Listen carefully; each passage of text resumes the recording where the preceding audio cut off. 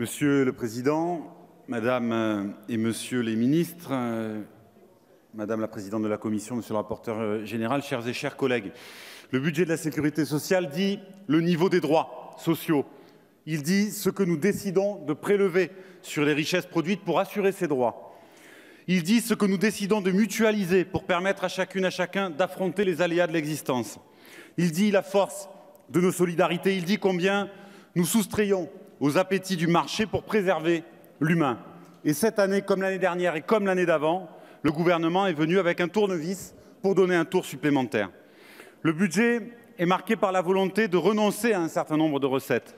Les exonérations se montent à 66 milliards, soit environ 13% du total. Non seulement nous sommes enfermés dans une politique d'exonération massive, sans jamais affronter l'incurie de cette baisse incessante de la rémunération du travail, mais le gouvernement décide d'enfreindre le principe de compensation intégrale et de faire supporter à la sécurité sociale des charges indues, ce qui n'est pas neutre pour le déficit budgétaire. Nous étions dans un système où c'était la cotisation sociale qui finançait la sécurité sociale et garantissait des droits collectifs de ses propriétaires. Nous sommes passés à un système où elle est de plus en plus financée par l'impôt et arrive désormais ce qui devait arriver. L'impôt vient à faire défaut et nos droits sont de moins en moins garantis. J'admire parfois, mais pas longtemps, la patience et la créativité des libéraux. Nous avons cependant des recettes qui progressent plus vite que les dépenses. Où va donc cette différence puisqu'elle ne sert pas à améliorer les prestations? Dans le remboursement accéléré de la dette liée à la crise financière de 2008, que vous espérez cette année à 17 milliards d'euros après avoir versé 11,7 milliards l'année écoulée.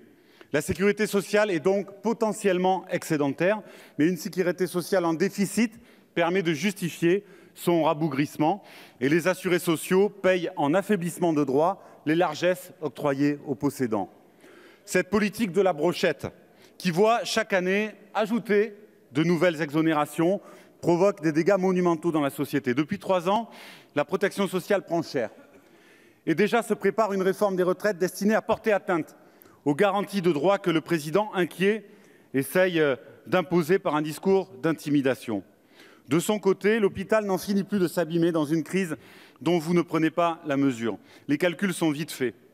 Au lieu d'une nouvelle dynamique, c'est une compression de dépenses de 1 milliard d'euros qui est demandée, s'ajoutant aux 2,3 des 2 années précédentes. Cela n'est pas sérieux, cela n'est pas réaliste. L'hôpital public n'est pas en état de supporter un nouveau choc. Il se murmure dans les couloirs qu'un train peut en cacher un autre et que vous auriez gardé une poire pour la soif, une réserve pour les mauvais jours et que ce budget de défiance et de déni serait à modier selon l'ampleur des mobilisations de novembre. Ce serait une stratégie détestable, obligeant les personnels à se mobiliser plus encore pour obtenir ce qui leur est dû, visant à limiter leurs justes exigences et qui se doublerait au passage d'un mépris du Parlement. De toute façon, vous devrez entendre les personnels et les patients, vous devrez garantir les soins et le droit à la santé, vous devez revoir votre copie sans tarder. Dans le domaine de l'autonomie, vous avancez quelques 350 millions pour les EHPAD, ce qui n'est pas rien, mais demeure bien loin des besoins chiffrés par le rapport Libault.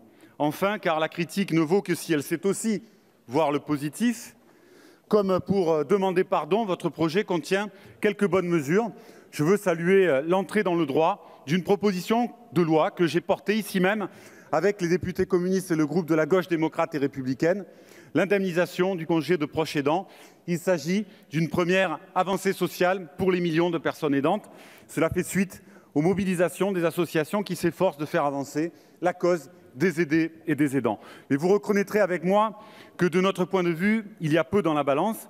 Cela nous inquiète d'autant plus que la pente sur laquelle vous avez placé la sécurité sociale en vient à la fragiliser singulièrement, elle qui est un élément fondamental de la République sociale. C'est pourquoi nous ne sommes pas venus qu'avec des critiques. Nous avons formulé 43 propositions. Ici, en prélude à l'examen de ce texte, je cédais, Monsieur le Président, à la trivialité d'invoquer Léonard de Vinci. Je voudrais inviter, plutôt que de se complaire dans le sfumato, cet art de l'enfumage qu'il savait utiliser à dessein, à trouver inspiration du côté des croquis et des études minutieuses dont on peut trouver trace au Clos Lucé. Et si vous y retrouvez le sens des proportions, comme nous, vous refuserez ce budget.